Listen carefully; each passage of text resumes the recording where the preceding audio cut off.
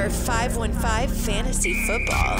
I know football. Are you ready for some football? Domination on Sundays begins with listening to these guys on Thursdays. You ready for this? Over 40 years of fantasy football experience between them. Yeah!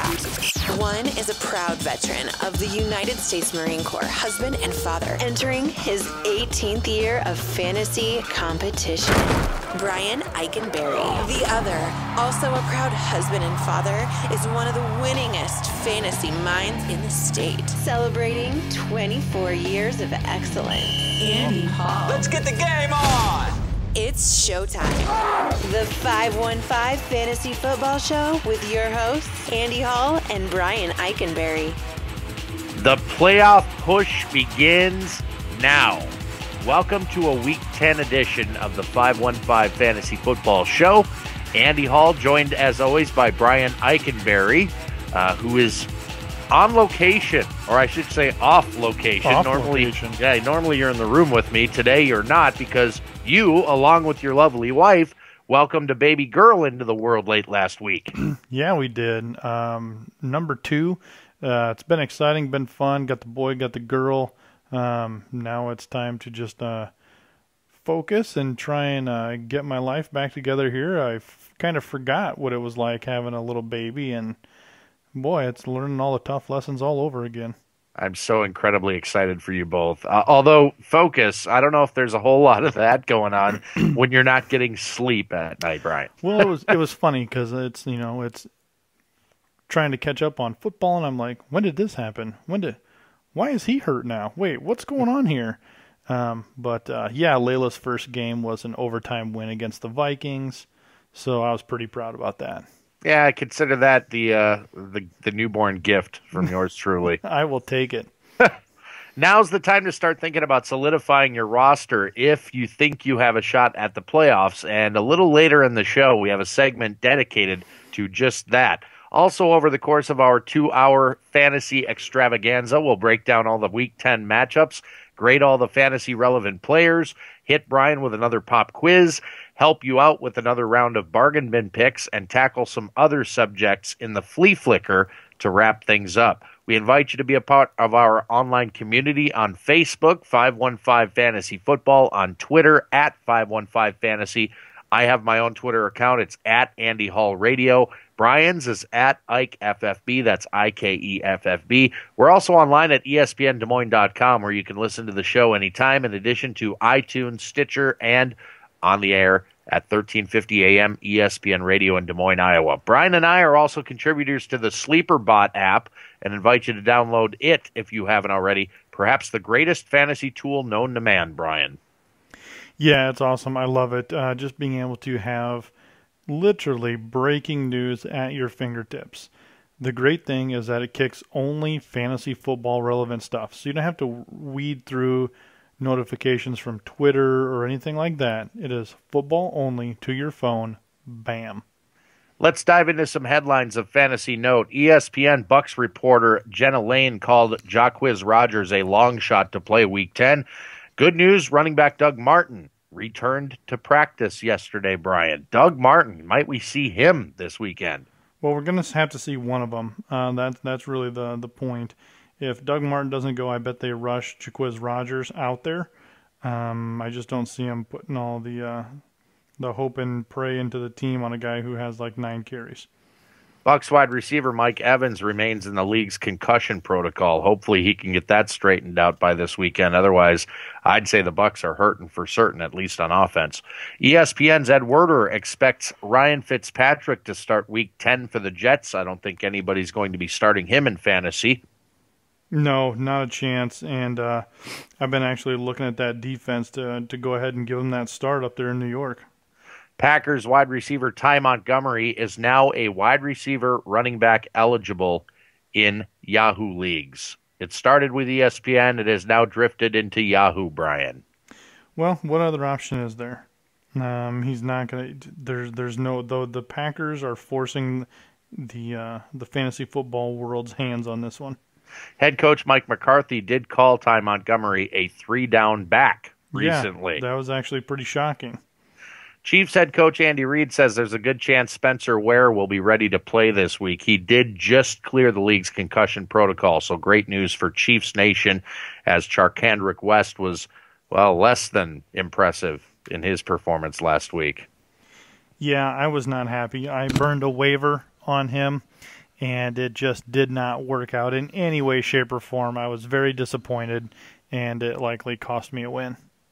Wide receiver Jeremy Maclin, day-to-day with a groin injury. He may not play this week, and that, makes Tyreek Hill and Albert Wilson fantasy relevant, does it not? Oh, absolutely. I mean, Tyreek Hill has been on people's radar for a while right now.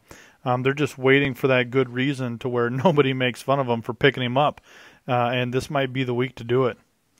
Rams running back Todd Gurley did not practice on Wednesday. He's got what they're calling a thigh injury that none of us knew about coming out of last week's action. And actually, Jeff Fisher, the head coach of the Rams, has come out and told reporters he doesn't think he's giving Todd Gurley enough carries. Well, we all kind of seen that coming. We're like, duh. But I think he's just kind of trying to not get fired sooner rather than later. NFL Network's Ian Rappaport reports Jared Goff won't see the field until Rams are eliminated from playoff contention. If they're not already, Brian, it could come after their next loss. Yeah, I was going to say, so next week then is when this is going to happen, I guess? So one more game with Case Keenum, I guess, and I could make a case for him, and I will in the matchups a little later on. Yeah. Titans head coach Mike Mularkey suggested Monday that Derrick Henry's strained calf may actually cost him several weeks.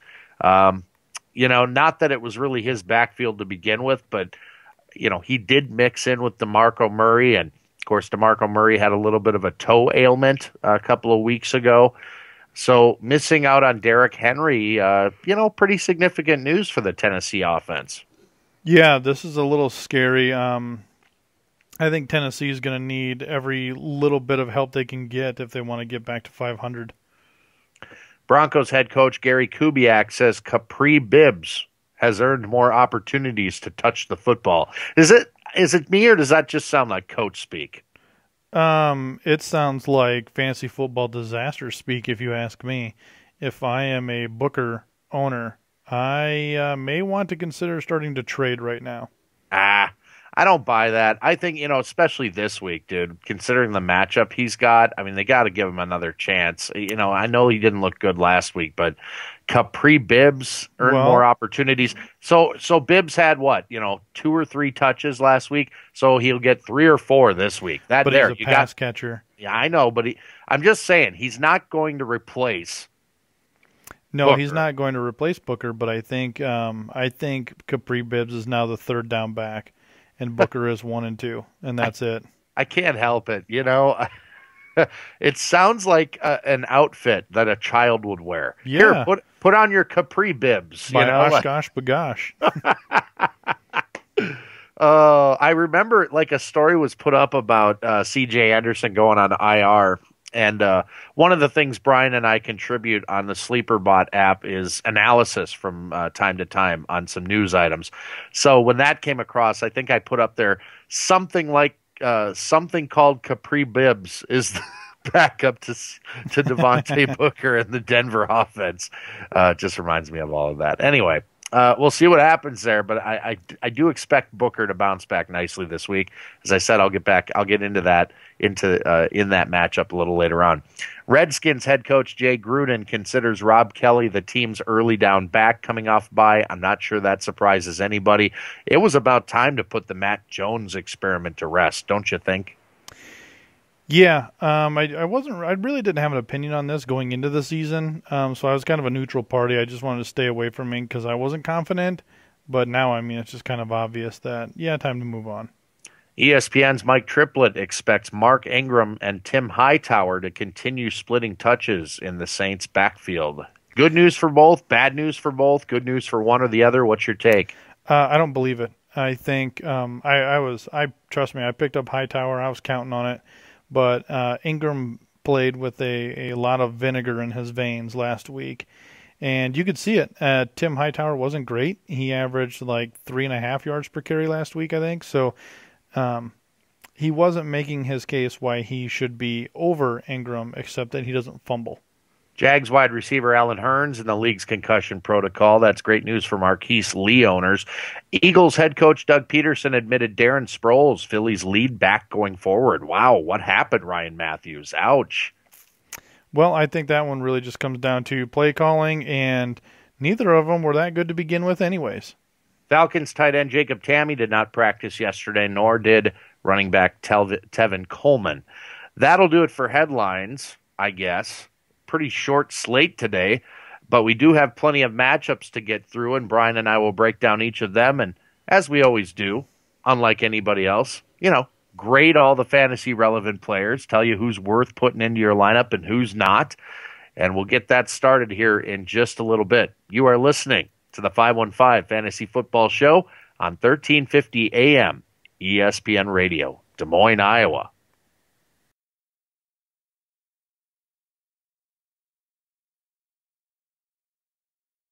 This is the 515 Fantasy Football Show, heard each and every Thursday from 11 a.m. to 1 p.m. on 1350 a.m. ESPN Radio, Des Moines, Iowa. I'm Andy Hall. That's Brian Eikenberry. We are in separate locales today. Normally, Brian's sitting right across from me in my home studio in my basement.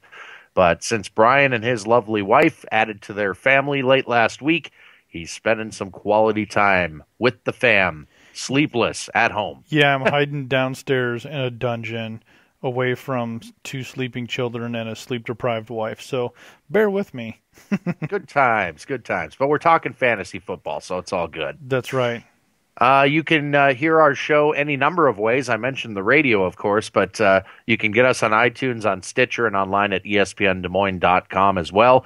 If you would do us a solid and rate and review the show on iTunes, we would greatly appreciate that. Feel free to reach out anytime via our Facebook page, 515 Fantasy Football, on Twitter at 515 Fantasy.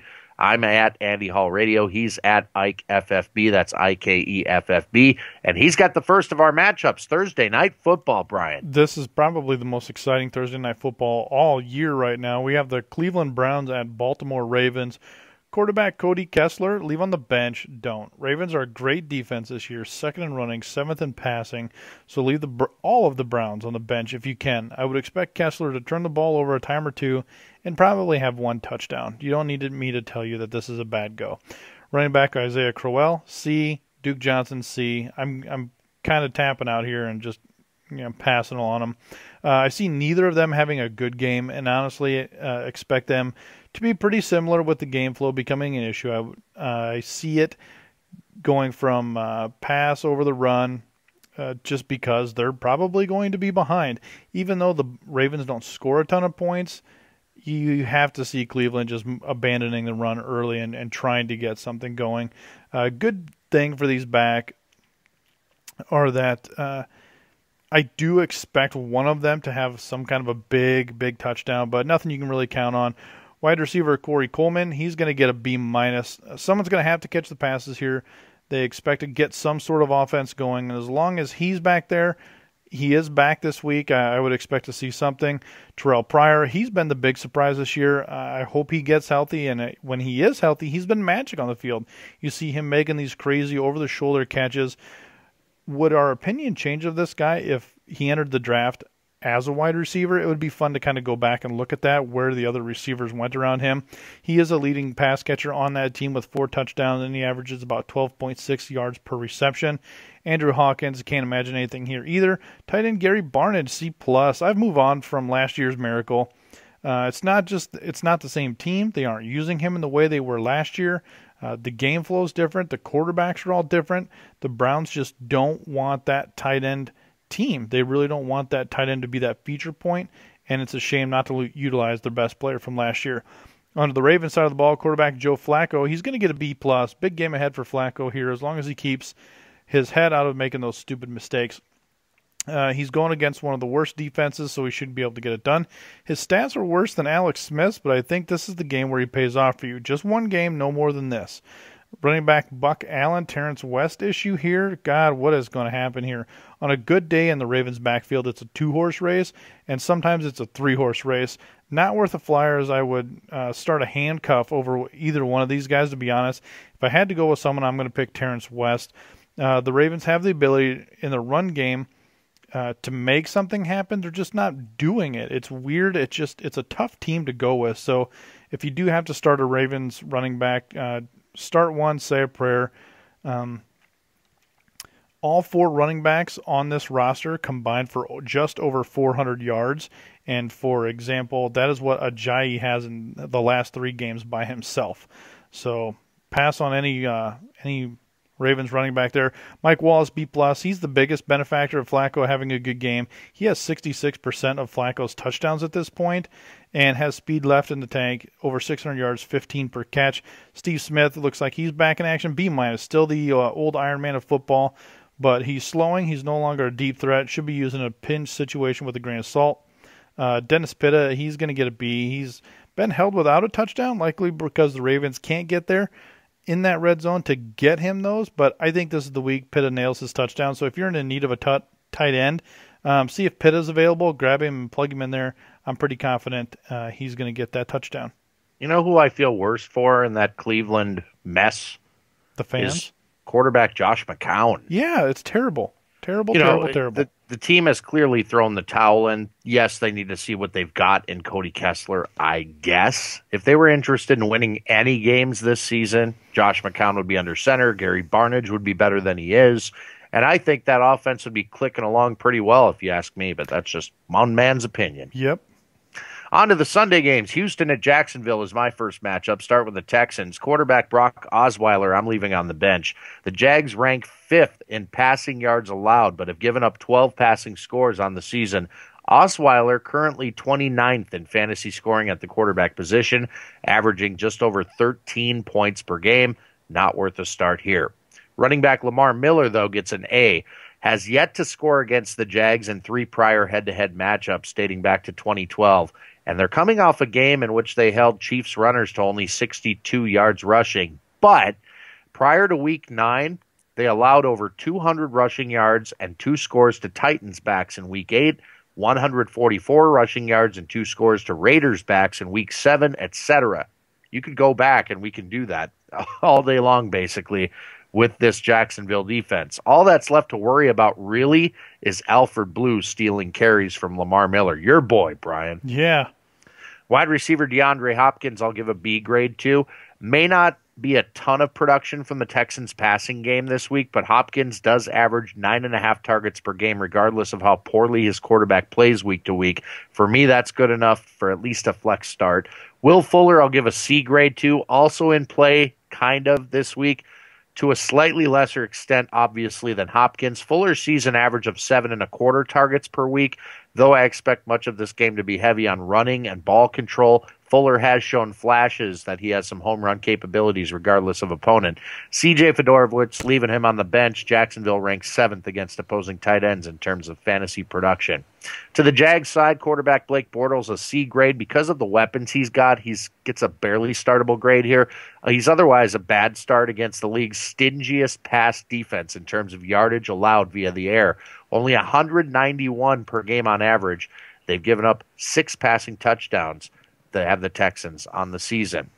Chris Ivory at B grade. Last season, as a member of the Jets, Ivory rushed for only 36 yards on 8 carries. This season's Texans front 7 has been depleted by injury. They're giving up the 7th most rushing yards, an average of 4.4 yards per carry, along with a total of 10 rushing scores. Coming off his first 100-yard rushing game last week, Ivory looks to be the primary ball carrier now, thanks to new offensive coordinator Nathaniel Hackett. Should have a bit of success here. TJ Yeldon, I'll give a B- to. Still involved, despite Ivory appearing to get the first couple of downs. Yeldon could be a PPR helper via the air. Think Theo Riddick, who scored once through the air in the team's Week 8 matchup. Wide receiver Allen Robinson, a B grade. Opposing number 1 wide receivers have had a bit of success against the Texans, but almost never with big yardage totals. Denver's Demaryius Thomas and 2 Vikings wide receivers have scored touchdowns against them in the past few weeks. Marquise Lee is a C+. If Hearns is inactive on Sunday, consider Lee a viable plug-and-play flex option despite a tough matchup. Number 2s tend to outperform number 1s in terms of receptions and yardage totals. Much of that, I'm assuming, having to do with number 1s being covered by Pro Football Focus's number 1 rated cover corner, A.J. Boye. Hearns is in the concussion protocol, so I'm going to hesitate in giving him a grade. As of yet, tight end Julius Thomas, I'm leaving on the bench. Houston ranks 5th against the position, only allowing about 4.5 fantasy points per week. All right, on to the Broncos Saints. Quarterback Trevor Siemian, B. I can never give him more than that. Even with the Saints passing defense, they give up 300 yards per game. He's likely going to have 200 and a touchdown or two, but who knows? I know, actually. Look, he's bad. He's not there yet. Less than 60% completion and only has 1,700 yards. The ceiling is a B for Trevor Siemian. Running back Devontae Booker, B. Bad news for Booker is the coaching staff came out, as we heard in the headlines, Bibbs has earned more touches. I am kind of reading into this a little bit too much probably, and I don't think it's touches. I think it's passes. He's averaging about, Devontae Booker's averaging about 4 yards per carry. He's just there. I think Bibbs is going to take away those passing. So because we did mention him, Bibbs is going to get a C-. This is kind of a stash add if you can. Don't start him, obviously, but hang on to him. Wide receiver Demaryius Thomas is going to get a B. For some reason, I can't get motivated about Demaryius Thomas this year. They're running some really weak screens. Siemian can't go deep, or when he does, he's typically not accurate. Demaryius Thomas has 47 receptions. He and Sanders are nearly identical in those yards per catch and total yardage, which is really cool when you consider Emmanuel Sanders was terrible in the first half. Speaking of him, B+, Emmanuel Sanders is the guy to own. He's faster, shiftier, and has about 40 yards more than Demaryius Thomas, but has that one less touchdown. If I had to choose one for the rest of the year, I'm going to take Sanders.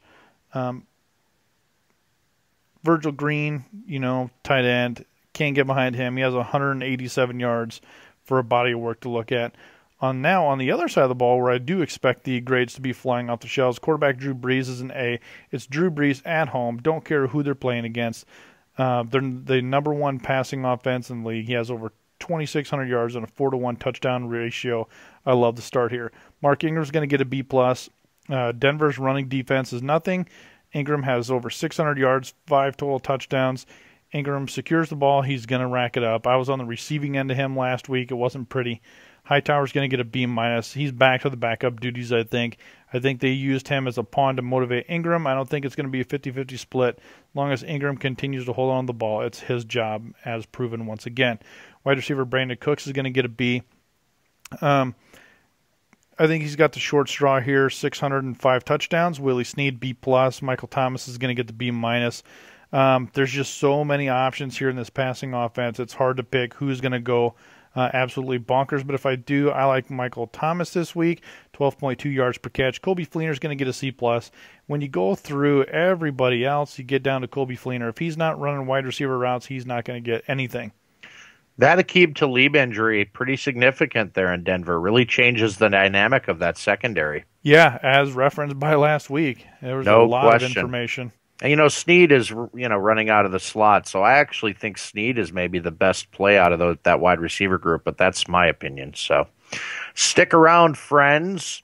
Might I be making another case for Keenum this week? We're going to find out that Rams-Jets barn burner. We'll break that down and more next. This is the 515 Fantasy Football Show. Always having fun. More matchups, pop quiz, bargain bins, and more still to come on 1350 AM ESPN Radio.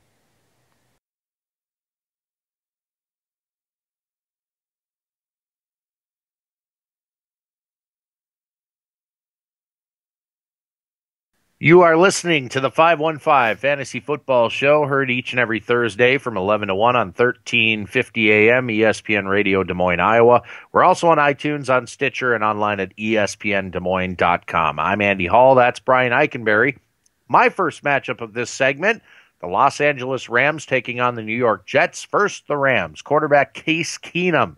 A B- for Case this week, a streaming option as he faces the Jets, who rank 27th in yards allowed through the air. They've given up 16 passing touchdowns, intercepted 6 enemy passes. Making a bit of a case for Keenum in case you need a warm body at that quarterback position. Maybe you're in a 2-quarterback league. That works out.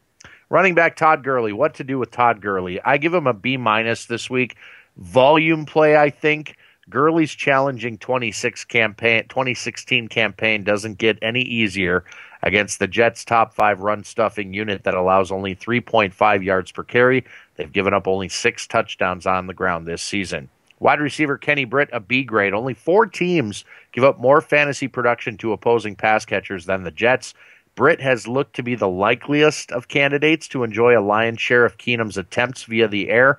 Got a little touchdown upside to him as well. Tavon Austin, a B-, the gadget guy in the offense. Austin can provide fantasy help a number of ways. The question, as always, is the inconsistent volume. If the Rams ever figure out a way to make sure he gets at least 10 to 12 touches per game, he can be a viable starter for your fantasy squad. Brian Quick, a C grade, very boomer bust. He's only to be played in the most dire of circumstances. Tight end Lance Kendricks, a C+. The Jets allow the 10th most fantasy points per game to opposing tight ends. Kendricks has become a name synonymous with the streaming option at the position, so there's a little bit of like there. For the Jets, quarterback Ryan Fitzpatrick, a C grade. I'd be shocked if the less than 100% healthy Fitzpatrick can muster more than 1 passing touchdown on Sunday.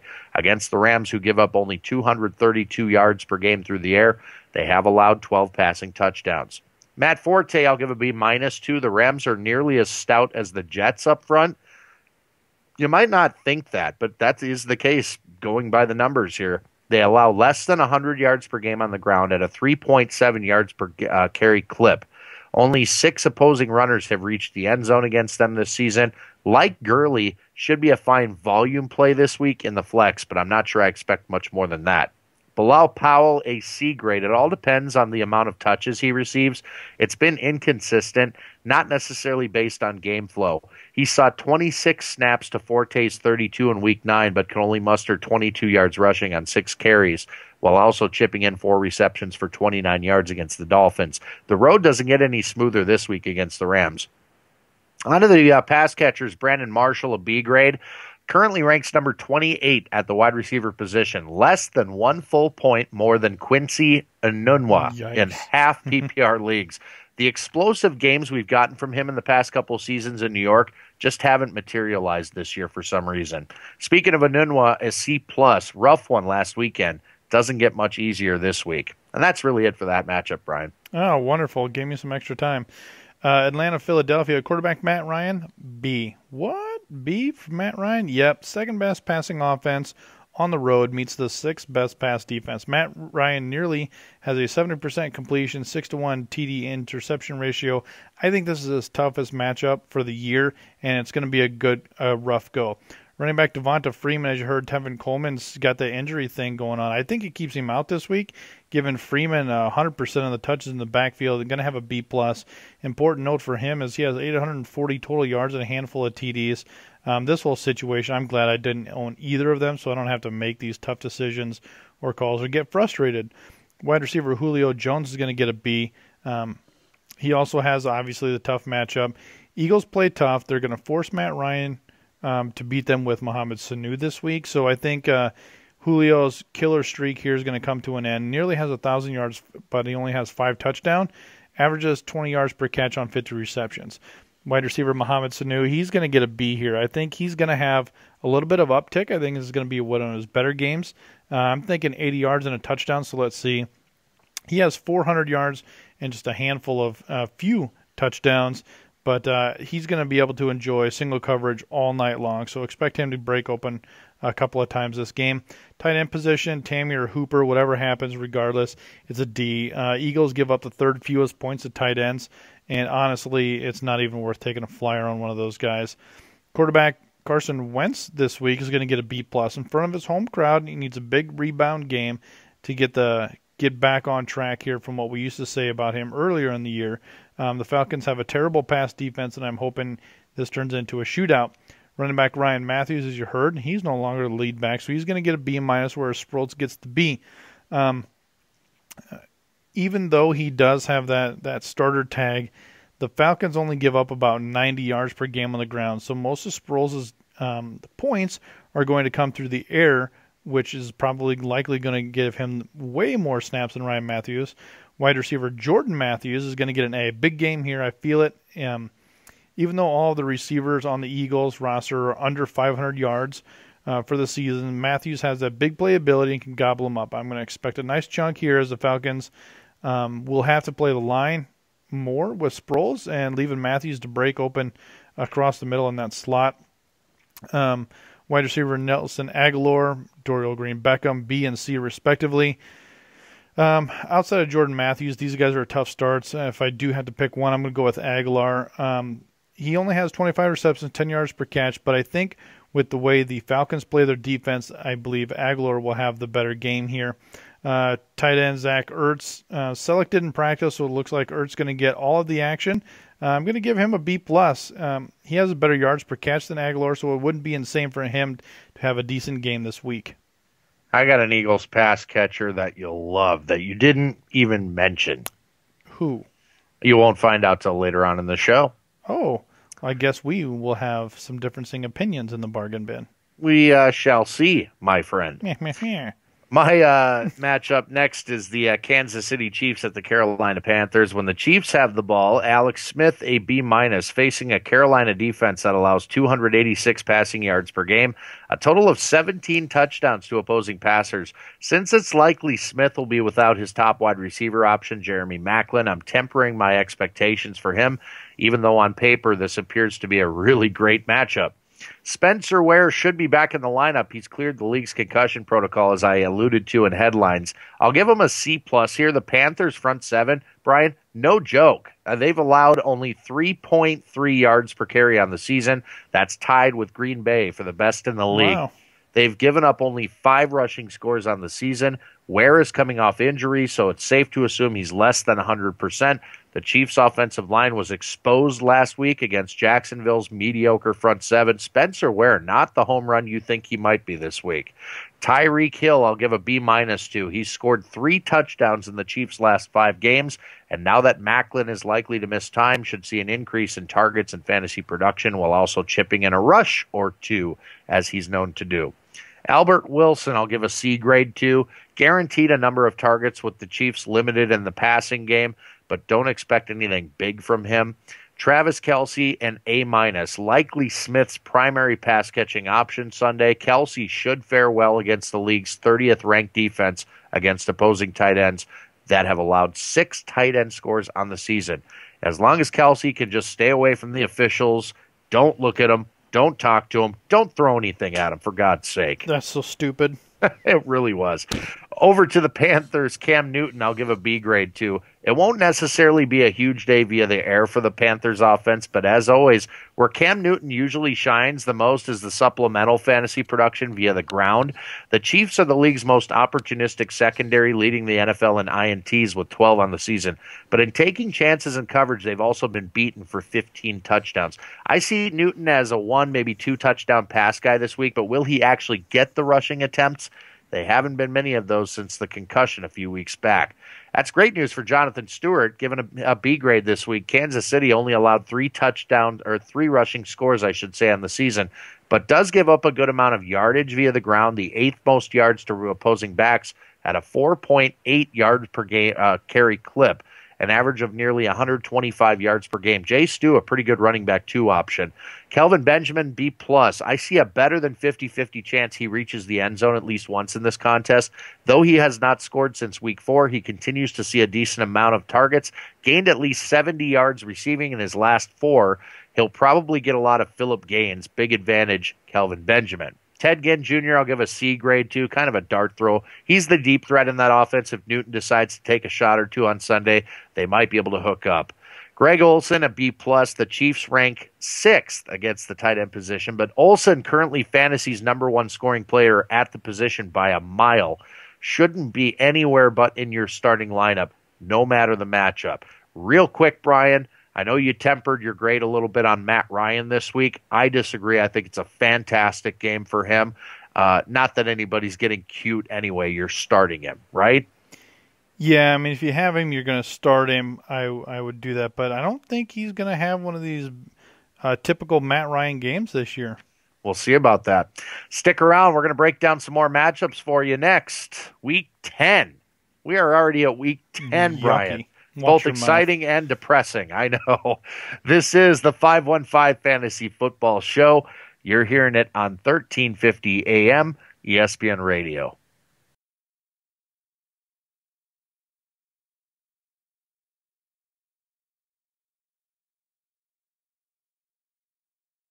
You are listening to the 515 Fantasy Football Show. Each and every Thursday, you hear us on 1350 AM ESPN Radio, or maybe you listen on iTunes or on Stitcher or online at espndesmoines.com, or maybe you got us through the SleeperBot app.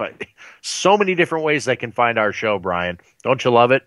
I absolutely do. Communication across the land. Back into the matchups, and you have the first of these, I think. Bears-Bucks. Quarterback Jay Cutler, B+. Yeah, I feel so dirty giving a B+ to Cutler, but lest we forget, Cutler used to be able to get all sorts of crazy with the ball, and I think he does it here, my friends. He goes against the 27th worst pass attack. He will be able to force the ball, and he has plenty of opportunity to do that. If he gets all three of his receivers up and running, Cutler's in line for a healthy game. Running back Jordan Howard, I'm going to give him an A. While Tampa is just bad on defense, I expect this to be a higher scoring game, so the run will keep teams honest, and I expect it to be actually a big part of the game. Howard does catch passes, so it helps him out in the grading. Every time he is the starter, he has over 100 yards. Expect the same here again. Wide receiver Alshon Jeffrey is going to get a B+. By virtue of 20 targets he's going to get this week, it's a good start. The turnovers, if Cutler does throw those interceptions, not going to be his problem. Jeffrey should see a touchdown or two this week, which would be nice since he only has one. He does average over 16 yards per catch, though. Cameron Meredith is going to get a B-, 12 yards per reception. So he does catch a decent chunk of yardage, but he does not have a ton of those receptions. Eddie Royal is going to get a C-, limited in practice, desperation play. So if you do start, say your prayers. Tight end Zach Miller, he's going to get an A here. 40 receptions. I didn't realize that. 40 receptions, 3 touchdowns. Nearly the leading receiver on the Bears. He always gets those red zone targets, so expect him to be in play this week as well. Quarterback Jameis Winston is going to get a B. Average passing game means average passing defense. It's a wash from here. He better hope and pray that Evans clears that concussion protocol on Friday. If not, it's going to be a tough go. He has less than 60% completion and a 2-to-1 touchdown ratio. The run game, we're not sure what's going to go here. Is Doug Martin going to go? Is Jaquiz Rogers going to go?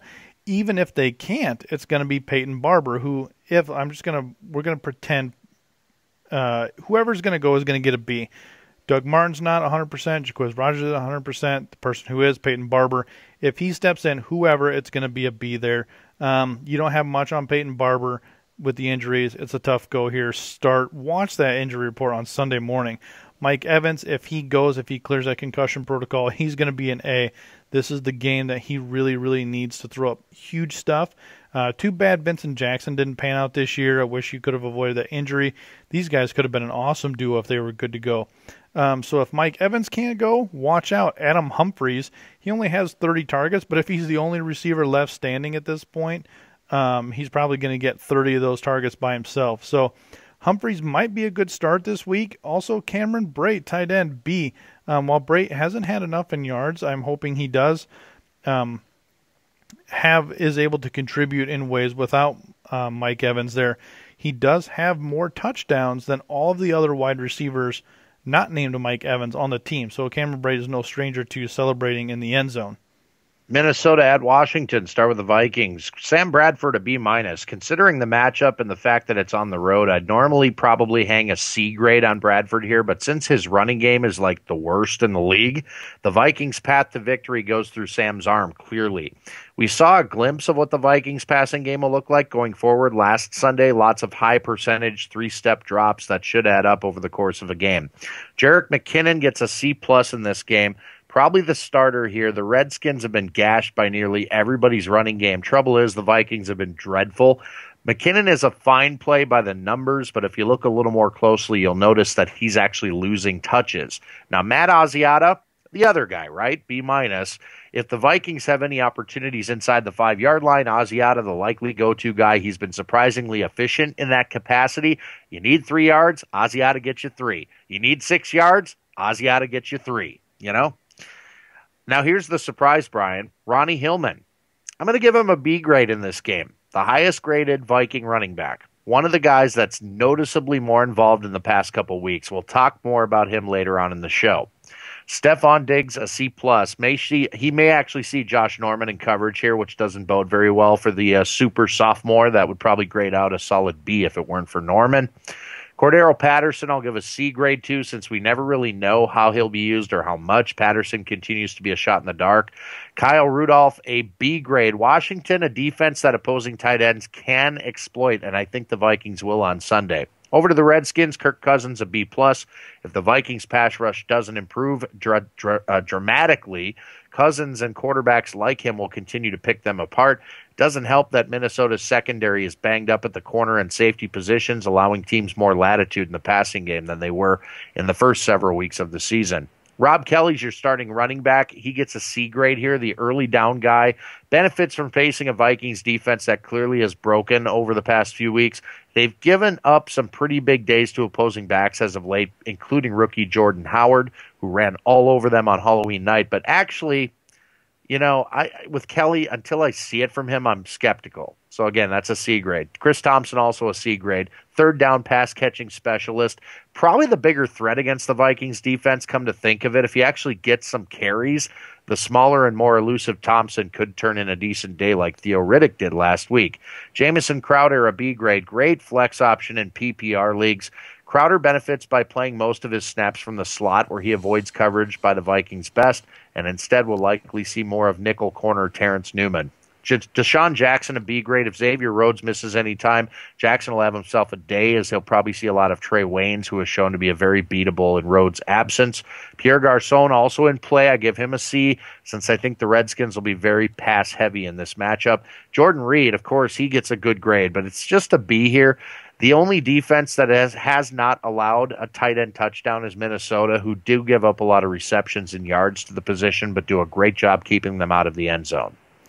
All right, on to the Packers-Titans. Quarterback Aaron Rodgers is going to get a B. Watching Rodgers, he's suffering. He's trying to do too much and doesn't have elite talent anymore. Donald Driver and company are gone. Jordy isn't his old self, and Cobb is regressing faster than a low tide. I can't give him much in terms of yard, but likely going to have 3 touchdowns, so a 25-point outing for Rodgers this week. Running back, Ty Montgomery, is going to get a B-. Not the answer here, but by virtue, he's going to get all the carries and he's going to get his yards. Coming off of Mike McCarthy, as you heard in the headlines, he is going to get he's a three down back. So what do you have to lose? Ty Montgomery is your running back, so might as well. Jordy Nelson, he's going to get a B. Still the touchdown leader on the squad, but competition is quickly closing in. He gets open and makes a big play every game, averages 13.4 yards per reception. Randall Cobb's going to get the C+. Hammy issues here, 9 yards per catch average. Make Cobb a risky play out of the 3 receivers, which is kind of shocking. He could always re-aggravate that, and he only has 3 touchdowns on the year. Davante Adams is emerging and will likely supplant him as the number 2 receiver here soon. So Davante Adams is going to get the B+ here. I like him more and more every week. I wish I would have grabbed and stashed him early on this year when his stock was stupid low. He's right there in terms of yardage to be the leader and has 6 touchdowns. Adams is my start of the week for the Green Bay squad here. Tight end Jared Cook is going to get a C. Limited in practice, may not go. Doesn't matter. I'm not going to start a random tight end if Cook doesn't go anyways. Quarterback Marcus Mariota going to get a B-. Bad pass defense meets an average, or a bad passing offense meets an average pass defense. I don't see Mariota's big game here. In fact, this may be one of his worst. Still has a 2-to-1 ratio, but he's going to need a healthy running back to make his day. DeMarco Murray, if he goes, B, toe issues are scary. Running back leads the number 3 rushing attack, meets the number 1 rushing defense. It gives up 75 yards per game. It's going to be a scary go. Considering that Murray has 35 receptions and a couple of touchdowns that way, they're really going to need him back if they're going to need to win this game. Wide receiver Tajay Sharp, he's going to get a C+. He's averaging just under 12 yards per catch and could be a risky buy start. Hasn't had double-digit points since week 1, so I wouldn't count on him either this week. Rashard Matthews is going to get a B. Most receptions and touchdowns, he is the leading receiver. on this team, but you got to look around and see what you're actually beating. Delaney Walker's going to get a B+. Packers generally give up a modest amount of points to the tight end spot. His ceiling, though, this year is 84 yards and a touchdown, which isn't bad, but we expected him to be way ahead of his old pace. I think he's going to get it here, and owners will be happy with a start out of Delaney Walker. It's funny you mentioned Randall Cobb and how he's, looking to be supplanted as sort of the number 2 there, or he'll be the number 3, and Adams takes over as like a 2 option there. This will be the week you watch Randall Cobb out of the slot where he'll go off to save that gig. Just to save that gig, because you said it, Brian. I'm calling my shot here. Maybe. Pointing to the fence. Yeah, stick around, friends. The pop quiz is coming up. 3 of Fantasy's toughest questions answered by young Brian here. And that's next on the 515 Fantasy Football Show.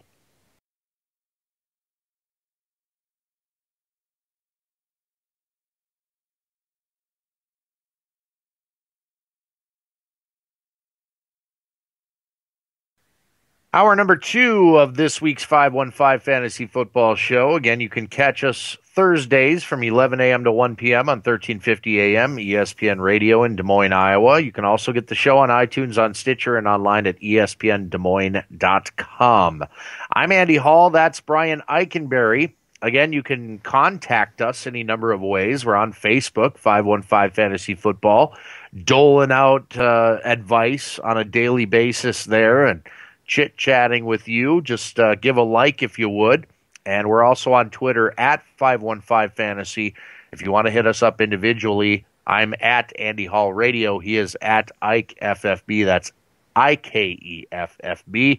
And Brian, 3 of Fantasy's toughest questions. That is everybody's favorite segment. We've reached the pop quiz. Easy money. That's what you say, but your track record's been pretty sketchy this season overall.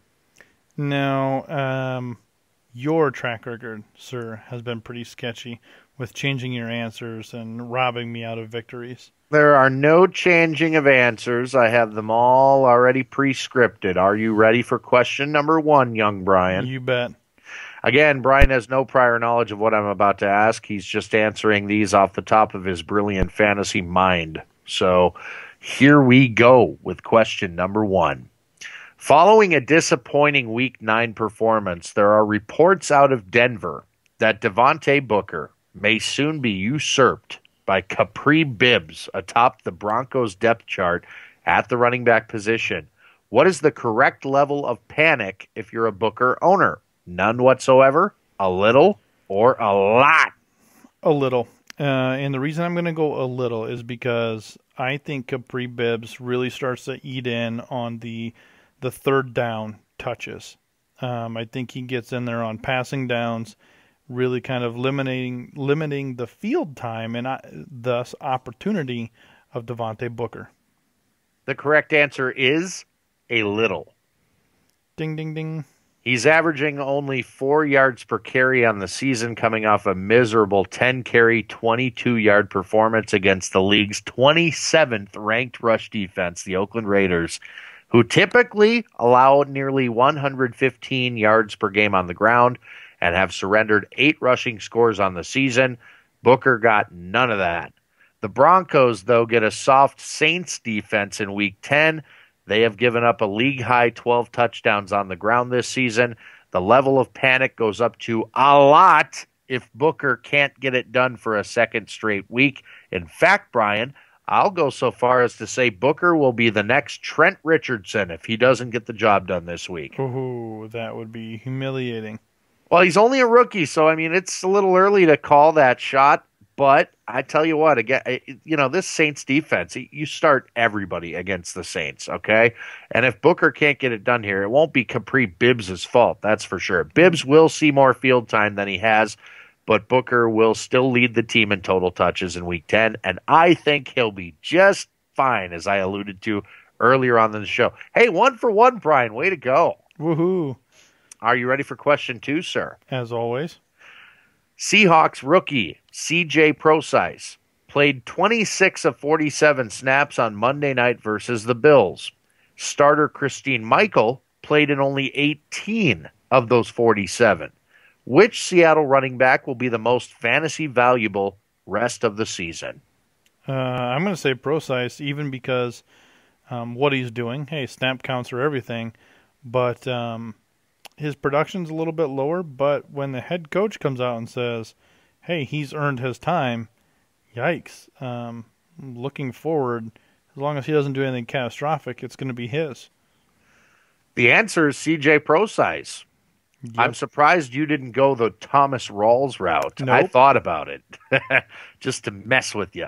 Sure. No, the answer is Procise. The Seahawks have been extra careful not to rush Rawls back from a leg injury that has sidelined him all season to this point. So careful, in fact, they've pushed back his expected return to Week 11 against Philadelphia, the league's 16th ranked run defense. In Week 12, they get Tampa, ranked 21st, then are hit with an extremely difficult next 3 weeks against Carolina, who ranked 3rd, Green Bay ranks 1st, Los Angeles ranks 9th, before the schedule eases up over weeks 16 and 17. I say the Seahawks stick with what's been working lately, a pass-heavy approach, which means more field time and opportunities for Procise, less for Michael, who has been ineffective, averaging only 3.2 yards per carry over his last 5 games, and may actually be surpassed by Rawls if and when he does get back in the lineup. So that's kind of how that whole Seattle backfield situation's working out. Pressure's on now, Brian, because you're 2 for 2. 2 for 2. Easy money. En fuego. Question number 3. My Week 9 bargain bin pick at the quarterback position worked out pretty well, I'd say. The Niners' Colin Kaepernick threw for 398 yards, 2 touchdowns with 1 INT, also chipped in 23 yards on 5 carries. If you're in the market for a backup, is he worth rostering? No, not at all. Why are you getting silly and crazy? Well, the answer is because considering he gets the Jets and Falcons in weeks 14 and 15, who rank 27th and dead last, respectively, against the pass, the answer is a resounding yes. No. If you're in a position that you might be playoff bound, he's a guy that could help you through at least the early portion of your fantasy playoffs. I would not worry about plugging Colin Kaepernick right into that lineup in the fantasy playoffs, Brian. Boom. I wouldn't start Colin Kaepernick even if I had to win a game. I would take a $5 penalty for an open roster spot. But you did just say his name on the air. Oh, well, I'm going to edit that out. You're not going to do that, my friend. Not at all. Terrible. You had the opportunity to go 3 for 3 there. Nope. And you swallowed your pride, Brian. You know? Yeah. And you know what? What's more important here? Bagging on Colin Kaepernick or going 3 for 3 in the pop quiz, and you chose to rag Colin on him. Kaepernick to Yeah, bag you on bet Colin. I did. Man, but again, doesn't that make sense? I mean, weeks 14 and 15 for a lot of leagues are the first couple. That's a fluke. I mean, let's be honest. He's not going to do it again. No chance. The Jets ranked 27th against the pass. Doesn't matter. The Falcons are dead last. You have high school players as wide receivers. All right, Never pal. going to happen. All right, pal. I'm just saying, I think there's something there. Because if he's your backup, that would mean he would have to be the 24th or better. He would have to be in the top 2/3 of the league in your quarterback over those 3 weeks, 2 weeks. So because there's a few teams on bye this week, Brian, we had a little bit of time later on in the show to talk about building a fantasy playoff team. Yes. Now, you have the anchors of that team, which you are not trading away, you're not getting rid of, because like a real NFL team, there's chemistry involved in a fantasy squad. And if that chemistry's working, you don't mess with it, right? Correct, 100%. So we're going to talk more about this coming up later in the show, but we have a few minutes here at the end of this segment to sort of give a primer to what we mean by building a fantasy playoff roster. What do you just overall like to do with your roster if you think you're headed into the playoffs here at about week 10 where we're at? Well, what I'm going to do is really start protecting myself against injury, first and foremost. That's my goal, is I'm looking at my quarterback. is he injury prone? I'm looking at my running backs. Do I have their backups, or do I have a third starting running back that I can kind of slide in there? I need to have starters and I need to have depth just in case of disaster. Let's say you have like David Johnson, who was your first round pick, and then you got like a DeMarco Murray, you lucked out and grabbed him in a later round. So you got those two studs on your roster. And then let's say that third running back would be somebody like who? Frank Gore? Blunt. Okay, LeGarrette Blunt, another great example. Probably a do the opposite guy, right? So like you probably loaded up on receivers early then, is my guess. And I know in our league you certainly did. But yeah, I think it's all about depth when you get to the point where you feel like you're going to be a fantasy playoff team. It's about building depth and making sure you have that. And you sort of alluded to it there. Even if you can't get a handcuff of a guy, it's worth it to make sure that there's another starter sitting there in case something happens to one of the two, Yeah, I think there's lots of opportunity, and I think we can give some good pointers here in that segment. Really outside of people that they may not even thought about. Like Colin Kaepernick. No, that's a terrible idea. I would put Colin Kaepernick on my roster as my quarterback 2 headed into the playoffs, and I would even consider, as I said... If you were going to make the playoffs. Well, not in your league. I'm not making the playoffs. It doesn't appear anyway at this point because I've had horrible luck this year with injuries. But anyway... yeah, so I can't wait to dive into that segment a little later on in the show. Still to come as well is the bargain bin picks. One quarterback, one running back, and one pass catcher from each of us, Brian and myself. Chances are these guys are available on your waiver wire, and you can grab them right now, plug them in, and play them this weekend and expect a decent amount of fantasy production from. Of course, we wrap up every show with Brian's idea, a new idea this season, the 515 Fantasy Flea Flicker. We have all of that still to come, but we're going to jump right back into the matchups next. This is the 515 Fantasy Football Show on 1350 AM, ESPN Radio.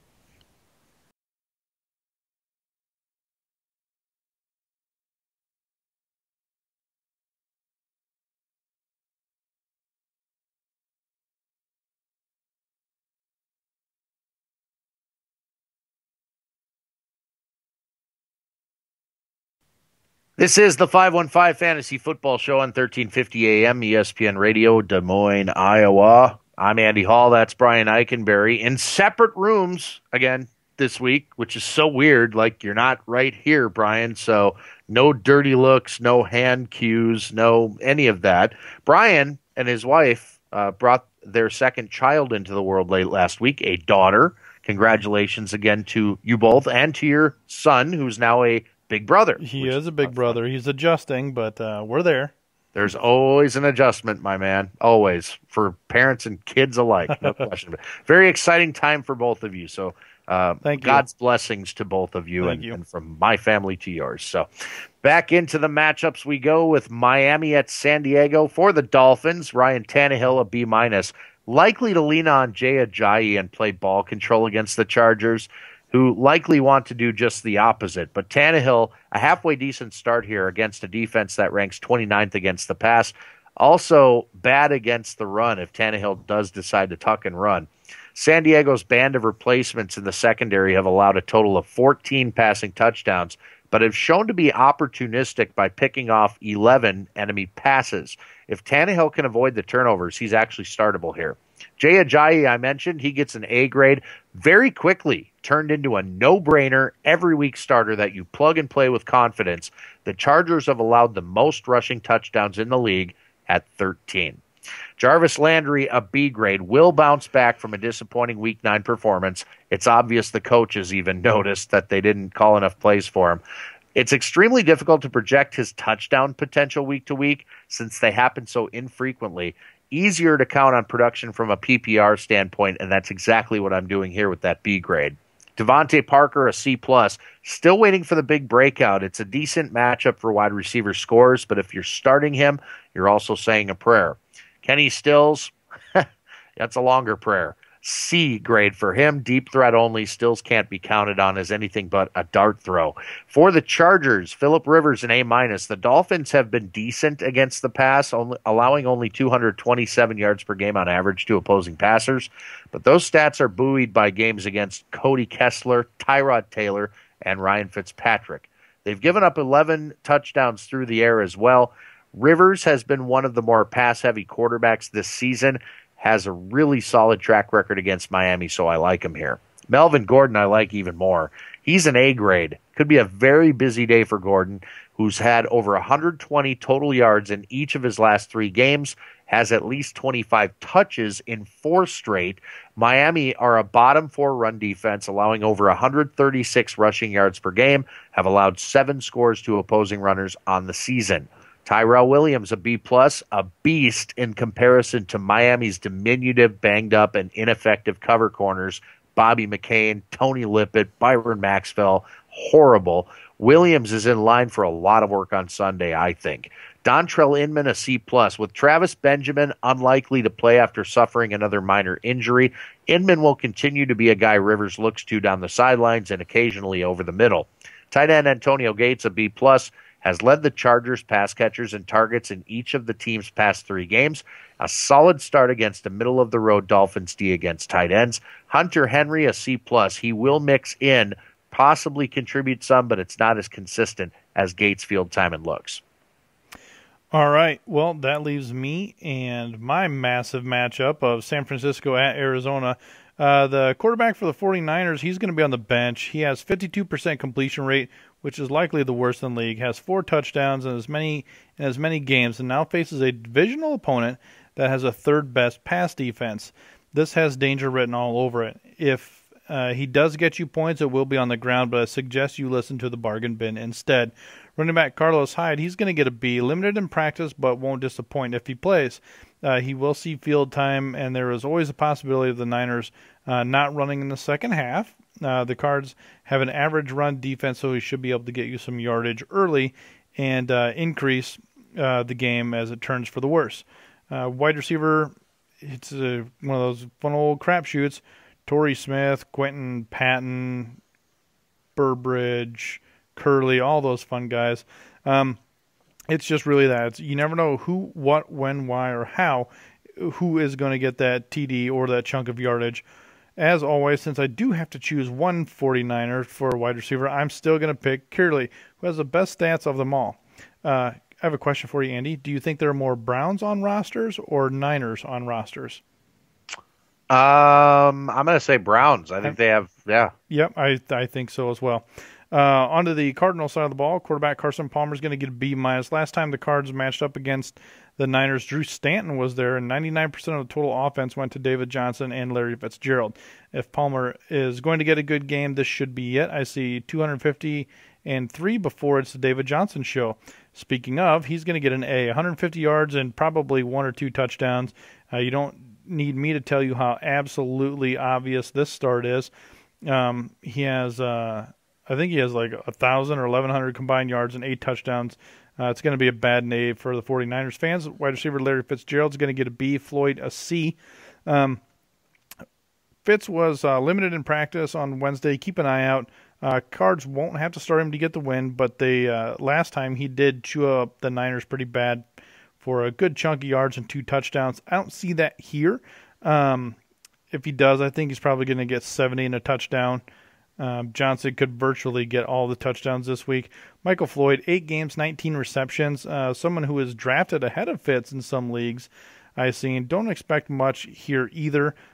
He should get a production boost with John Brown out from here on out, but it's going to be a pretty run-heavy offense for the Cardinals this week. I don't know about Michael Floyd. J.J. Nelson's the guy to own there, I think. Yeah, I think so. Well, and I mean, you look at Floyd's stats. He's got 19 receptions, so it's not even there this week. No question about it. My next matchup, Dallas at Pittsburgh. How about them Cowboys, Brian? Wowza. Wow. Wowza. Dak Prescott, we'll begin with him, a B grade. The Steelers allow on average 276 yards per game through the air. That number becomes much smaller when they're playing at Heinz Field, where they held Tom Brady to only 222 passing yards and 2 touchdowns a couple weeks ago. In fact, the Steelers haven't allowed more than 2 passing touchdowns to any quarterback this season. You can't expect a huge yardage number from Prescott, but he does take care of the ball, generally speaking, doesn't turn it over often.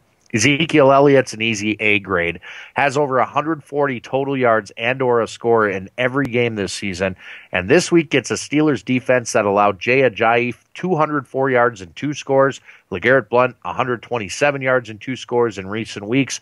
I see him, Ajayi that is, in the end zone again this week. Des Bryant, a B+, a team-high 14 targets in his triumphant return in Week 8. Dez only was able to haul in 4 receptions, but amassed 113 yards and a score. Week 9, not so good. 1 catch for a measly 19 yards. Will be up and down the rest of the season depending on the matchup. This one could go either way, but I say they go back to feeding him since it'll be competitive. Cole Beasley, a B-, caught all 6 of his targets last week for 56 yards and a score, has the trust of his young quarterback, and tends to see coverage against linebackers and safeties that can't stay with him. Terrence Williams, I'm going to leave on the bench. Jason Witten, a C+. There's my call of the week from last week. How about it, Brian? Oh, please. You and that one other guy on Twitter who was like, why you got to beat up on him? Did Please. I not call it? You know what? That guy, whoever it was on Twitter, didn't give me any credit. I kept begging for it. Like, hey, did you even listen to the show? I'm the guy that jumped in and said, Witten's a play this week. Witten's going to be the stud. He literally doubled his production over the last 7 games. Please. I can't tell you where that came from, but somewhere in the recesses of my brain, a light went off, and I piped up and said, Jason Witten's a start this week. And I was right, Brian. I was right. And that's the only start he's worth. Maybe. I give him a C+ in this matchup. Coming off a career week, I don't see similar success in this matchup, despite the fact that Pittsburgh is a very middle of the road against opposing tight ends. They've allowed a total of 2 scores by the position. I don't know. If you were talking about a swan song, I think that was the term you used with Jason Witten last week, wasn't it? Yep. The swan song, it might have been his swan song, come to think of it. He might never have another game like that ever again in his career. I wouldn't doubt it. Considering his age and how many years he's played and all this and that, might be his last year. Well, so my point is like that might have been his swan song. Like that was his going out party, right? Like I think so. I don't think he'll do that again. Anyway, I was proud of that call. So there you go. Not quite Barnage, but that was good. For the Steelers, quarterback Ben Roethlisberger, a B grade, had a rough return to the field in Week 9 at Baltimore, where he threw for only 264 yards, 1 touchdown, 1 INT. A lot of it was in garbage time. The Ravens are a top 10 defense against the pass. The Cowboys are close. In the last 2 games, despite several injuries in the defensive backfield, they've only allowed 204 and 205 yards with 1 passing touchdown in each contest. Big Ben, he's a better quarterback than Cody Kessler or Carson Wentz, but he's also not anywhere near 100% healthy yet. I temper my expectations, despite Dallas likely missing Morris Claiborne and Barry's Church in that secondary again. Le'Veon Bell, a B-. The Cowboys, they're a nasty run defense, ranking 4th in the league in yards against, only 4.2 yards per carry. They've given up a league-low 3 rushing touchdowns this season, and that's not good for Bell, who's looking for the end zone and just hasn't found it yet. Antonio Brown, an A grade. I think he's an easy start. Big Ben's back. He gets fed. Antonio Brown. Eli Rogers, a B-, caught 6 of 10 targets for over 100 yards in the Steelers' Week 9 loss at Baltimore.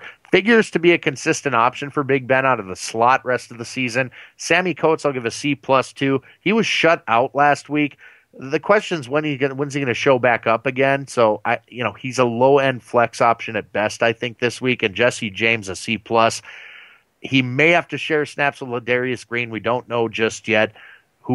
He's ready for action. The team hasn't activated him, but Jesse James kind of a middling tight end 2 type, and that's really about it. And that'll do it for that round of matchups. We got one more of these, and we're also going to talk about building your fantasy playoff roster coming up here in just a bit. Bargain bins are still on the way as well, and the flea flicker as well on the 515 Fantasy Football Show on 1350 AM ESPN Radio.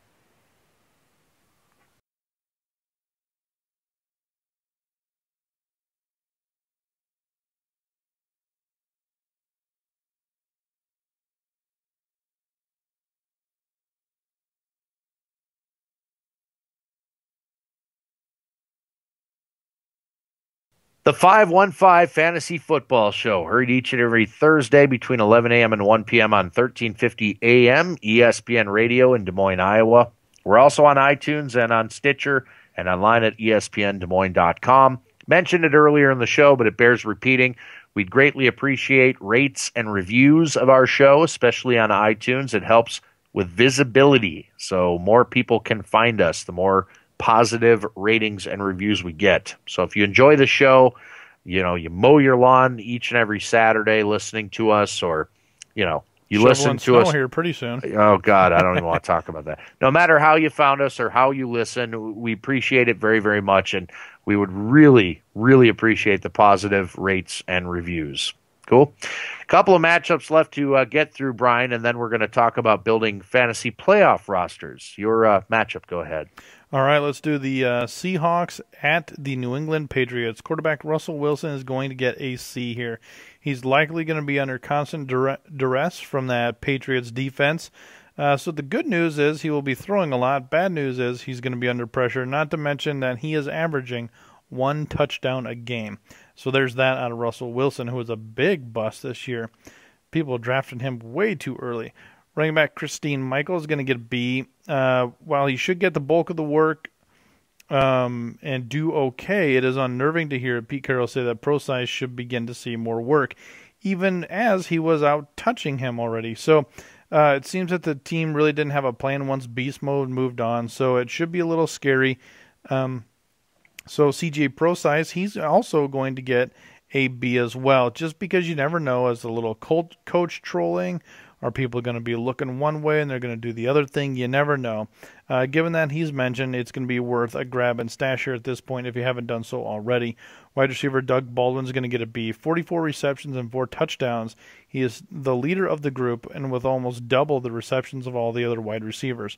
Jermaine Kearse is going to get a C minus, 280 yards or so, and he has 0 touchdowns. So a desperation play at very best. Tyler Lockett's going to be on the bunch. You don't see much action out of him anymore, proving last year's crazy touchdown streak was a fluke. Tight end Jimmy Graham, he's going to get the B+. He's averaging 14 yards per catch and has 3 touchdowns. He is honestly their best receiver, I believe. Should be a good tight end matchup this week.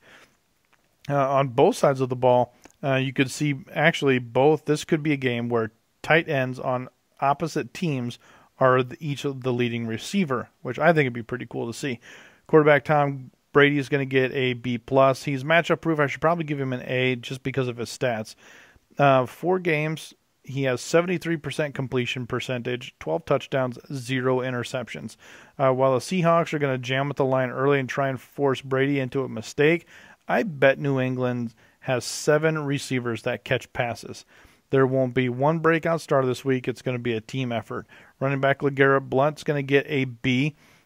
People are low on Blount this week, but the reality is that the Seahawks aren't great on the road, and they're an average defense at best right now. I thought I'd seen someone where they've only allowed 5 touchdowns this season on the ground. Yeah, well, LeGarrette Blount has 9 on the year this ground. On the ground this year, so I expect him to do so. He's consistently getting 25 touches, mostly coming in the second half because Tom Brady likes to run up the score. So I do like Blount a lot this week for probably 80 yards and one of those touchdowns. James White's going to get a C+. I don't really talk about him anymore because if they're ahead, he's not getting much action outside of the first half and maybe even the first 25 minutes of the game. Julian Edelman's going to get a B-, limited in practice, gets plenty of targets to go around. He hasn't been the same Edelman of old. A surprising 8.7 yards per catch this year out of Edelman, which is crazy, and only has 1 touchdown. Damian Amendola is going to get a B, 11 yards per catch and 3 touchdowns here. Chris Hogan, C+. He is technically the leading receiver outside of Gronk, as he has 391 yards. Tight end Rob Gronkowski is going to get a B+. Hopefully this is a big Gronk game. The matchups prove it. It's tough to start him. He has 22 yards per catch, only has 3 touchdowns, but that's fine. Those are going to come from either him or Blunt this week. Very happy either way. Wow. I'm surprised I didn't hear an A grade there. I wanted to, but it is Seattle. It's also Gronk. You know? It's also Gronk. But it's the touchdowns. Like the Matt Ryan thing. Don't get cute. Just play him.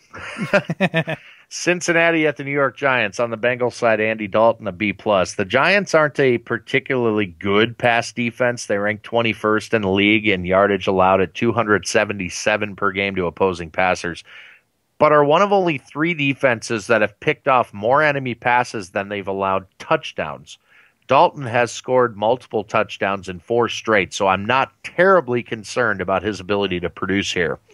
Jeremy Hill, a C+, facing a front 7 that allows only 3.6 yards per carry on the season. New York gives up nearly 94 yards per game on the ground per contest. They've yielded 7 rushing scores on the season. Not a great matchup for Hill, who tends to score his touchdowns at home. You ever notice that? He never scores on the road. That's funny. It's an interesting trend that might just pan out again this week. Giovanni Bernard, I'm ranking him slightly ahead of Hill, so I give him a B- based on his opportunities in the short passing game. He should also mix in some carries. A.J. Green, a B+, in line for a big game from a targets and likely a receptions and yardage standpoint, but his touchdown potential isn't great against the Giants defense, and more specifically, corner Janoris Jenkins, who allow less than 1 touchdown per game to opposing pass catchers. Wide receiver Brandon LaFell, I'll give a C+2.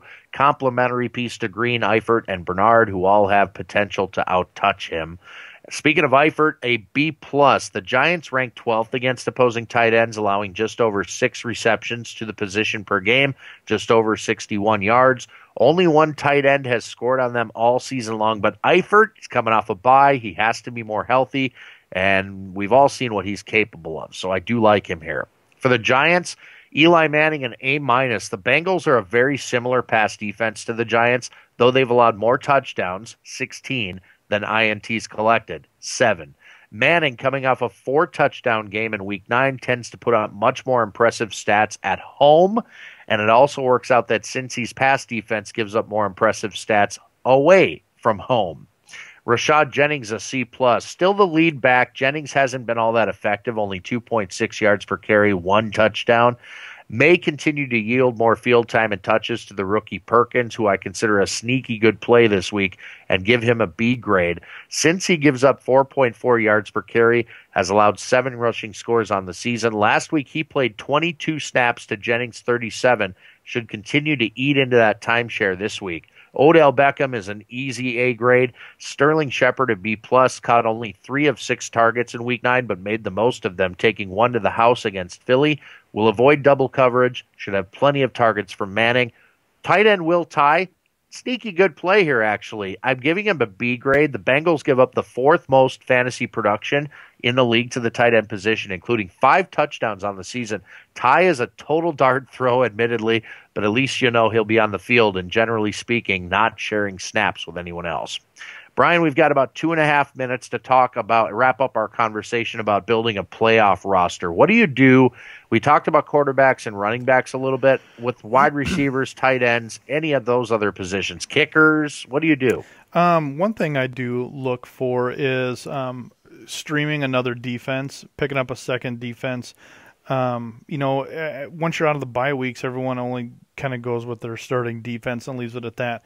But if you're in the playoffs and you're looking at a playoff run, you need to look at who your defense is playing in the next few weeks.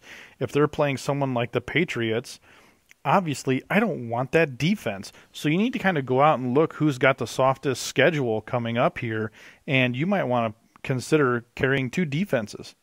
Don't ever feel bad about spot starts with DSTs, no question about it. And then also with kickers too. I mean, I know tend to look for guys who kick indoors. Right? Yeah, because look at it. You're going late in the year, especially if you are in the finals on your playoff run.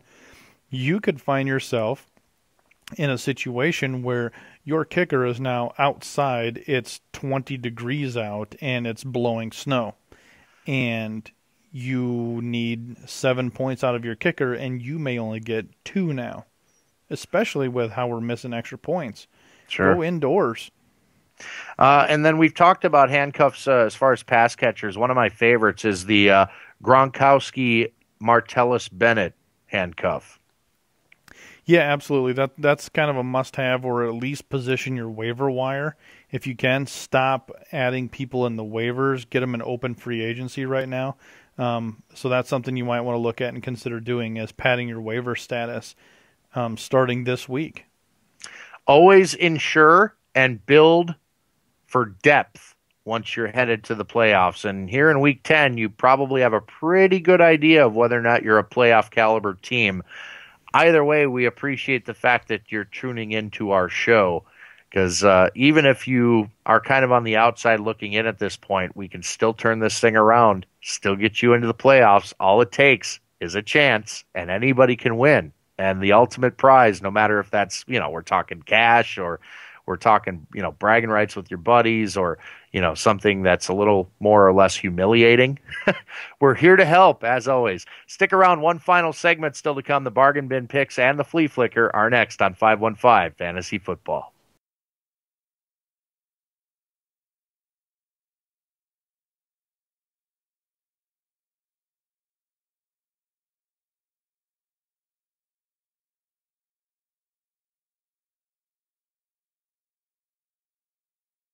This is the 515 Fantasy Football Show, heard each and every Thursday from 11 a.m. to 1 p.m. on 1350 a.m. ESPN Radio in Des Moines, Iowa. We're also on iTunes, on Stitcher, and online at espndesmoines.com. Mentioned the SleeperBot app a bit ago. Brian and I are regular contributors to the SleeperBot app, a free download to your phone. And notifications that matter, Brian. Knowing before everybody else when something happens in the fantasy world is a very powerful thing, my friend. It's huge. I mean, you got to be able to pull that trigger quick. And if someone got carted off the practice field on a Wednesday afternoon, you know that before people get off work. And you've already picked them up as they get home and they turn on SportsCenter, or they're listening to 1350 in the car and they hear the breaking news. They go check. You've had them for 2 hours already. I have frustrated so many of my league mates in various different leagues. They're like, how did you know before I heard about this? And I'm like, I have my secrets. So the SleeperBot app, the way to go. A quick hello to our friends and the Sleeper Wire podcast crew. We've had Nick from the Sleeper Wire show on our program, and they've had me on theirs as well. So we really do appreciate that relationship with them. Our final segment here, Brian, the Bargain Bin Picks in Week 10. Of course, we expect one quarterback, one running back, one pass catcher from each of us. And these are guys that chances are available right now on our listeners' waiver wires. And you can go grab these guys, plug them right in, and expect a decent amount of fantasy production from. Who's your quarterback? I am wacko for Flacco this week. Yeah. All the cool stuff I said about him playing the Browns, period. He actually had his best fantasy football game of the year against the Browns the last time they played him. So he's going to do it again. Steve Smith back helps. If you had Stafford or Luck on the bye this week, Joe Flacco is probably your little savior. My quarterback is Trevor Siemian. He's owned in only 14% of Yahoo Fantasy Leagues. Siemian and the Broncos head to New Orleans this week to face the Saints. Remember what I just said a bit ago, start everybody against the Saints.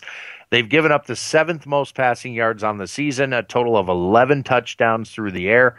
Considering the trouble Broncos runners seem to be having since C.J. Anderson's injury and the Saints' quick strike offense, this could become a shootout, which means potentially big things for Siemian and his pass catchers if they want a chance to, hang with the Saints and maybe even have a chance to win that game.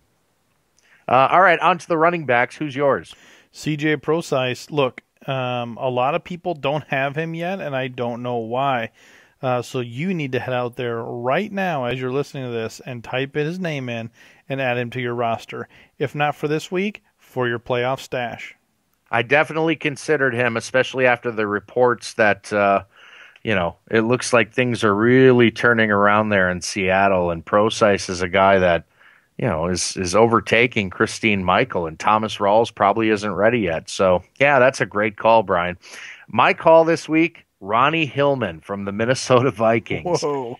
owned in only 2% of Yahoo Fantasy leagues. He saw 17 snaps last weekend against the Lions, and of the three Vikings runners was easily the most promising. 7 carries for 30 yards. That's a 4.3 yards per carry average. Plus, he had a catch for 32 yards. My gut says he'll get more opportunities this week against a Redskins defense that, remember, Brian, has been absolutely destroyed by opposing running backs this season. Well, I like it. It's a real blast from dart the throw, past. man. It's gonna make me look like a freaking genius if it pans out. It gets harder later in the season to It come does. up with these, It doesn't does. it? I mean, all right. So who's your pass catcher? My pass catcher is, this is I think where we're going to argue a little bit, is Nelson Aguilar. Look, No. the Falcons give up 290 yards per game Yes, they in do. the air. Aguilar, when he does snag a touchdown, it's usually a huge breakout one. So I expect him to grab a touchdown this week. All right. Well, I think Aguilar is garbage, hot garbage at that, and I'm picking the new hotness, which is Bryce Treggs. Oh, good Lord. Owned in 0% of Yahoo Fantasy leagues. He's on nobody's radar at this point, but he will be in the very near future once people realize he is quickly becoming the Eagles' preferred downfield threat. 2 receptions on 4 targets last week for 69 yards, along of 58. Only a matter of time before he sneaks behind a defender for a big touchdown. And you know, Brian, you mentioned Atlanta. It could very well be this week for Bryce Treggs, and you are going to look like a genius if you own him now going into that. Well, we shall see. That'll be easy one to track who's right and wrong on this one. I'm so excited now. I'm going to keep very close tabs on Philadelphia, Atlanta this weekend. And that's going to be a fun game to watch anyway. I'm so. sure you will. I will. So we've got some time here, my friend, approximately 5 minutes to talk about whatever it is you want to talk about, or I guess I'll come up with a few things here and there too. But real quick, my first item in the 515 Fantasy Flea Flicker. I'll start. Why not? The Metallica thing I mentioned to you. Yes. So I lost the gig. I didn't get it. And they decided to, at first they were looking at Derek Carr, the quarterback of the Oakland Raiders, to host this thing. And if those of you that didn't catch it a couple of weeks ago, I kind of alluded to the fact that I was in the running to host an album premiere for Hardwired to Self-Destruct. The new album from Metallica comes out a week from this Friday, actually. So they were going to fly me out to Metallica HQ this coming weekend, and they decided ultimately to go with another Des Moines, Iowa native, Corey Taylor. Yeah, Corey Taylor. I was going to say not named Brian Eikenberry. My good friend Corey Taylor is going to be hosting the special. I'm excited for him, and we're friends, so I have nothing but nice things to say about Corey, but deep down, I'm crushed. I wanted that gig so bad. Deep down, I kind of hope he misses his flight. Oh, he's not going to. It's a private plane, Brian. Dang, that would have been sweet. I would have been on a private plane out to San Rafael, California, Metallica HQ, but it's not to be, unfortunately. Unfortunately, it would have been sweet though. Bucket list stuff there. No question. So my little flea flicker here is, you remember Albert Hainsworth? How can you forget? Big dude for the Titans, dominant, signed a massive contract, the largest contract in history at that time, to the Redskins, completely worthless. He was dirty too, wasn't he? Yeah, he was. Yeah, like Ndamukong Suh dirty. So my question is Ndamukong Suh the new Albert Hainsworth? Yes, he is. The team he is on is one of the worst rushing defenses in the league. He signed, it was like $62.5 million guaranteed, something crazy like that, guaranteed at the time of signing.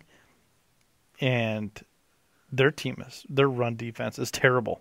On multiple levels, I would say that Ndamukong Suh is absolutely the next Albert Hainsworth. Yeah, he is this decade's Albert Hainsworth. It's terrible. I actually agree with that take. No question about it, Brian. Any other hot takes you got for me this week? We could talk about the fact that our country has a new president-elect, if you like. Yeah, we got a new president. We've technically strayed away from...